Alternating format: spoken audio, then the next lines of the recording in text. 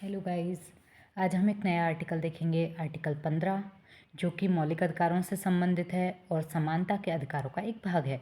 Article 15 की यदि हम लैंग्वेज देखें तो वो कुछ इस तरह है कि राज्य अपने नागरिकों के साथ केवल धर्म, मूलवंश, जाति, जन्मस्थान और लिंग के आधार पर विभेद नहीं करेगा।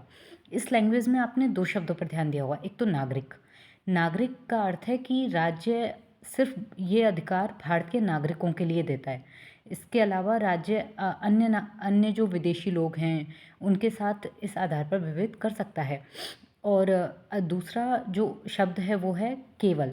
केवल मतलब राज्य सिर्फ इन 5 आधारों पर ही नागरिकों के साथ विभेद नहीं करेगा। इसके अलावा यदि कोई आधार है तो राज्य उन आधारों पर नागरिकों के साथ विभेद कर सकता है।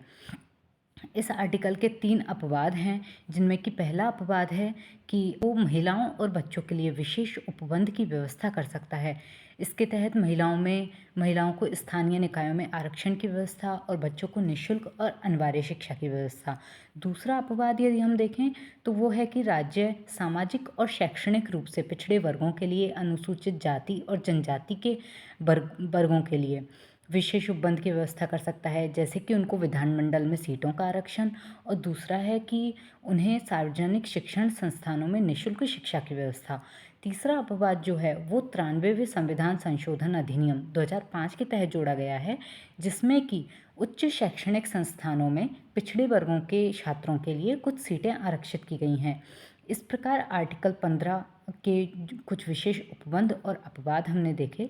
यदि आपको इस आर्टिकल से संबंधित कोई भी क्वेरी हो तो आप उसे कमेंट कर सकते हैं। यदि आपको ये वीडियो पसंद आया हो तो इसे लाइक करें, शेयर करें और सब्सक्राइब करें। Thank you.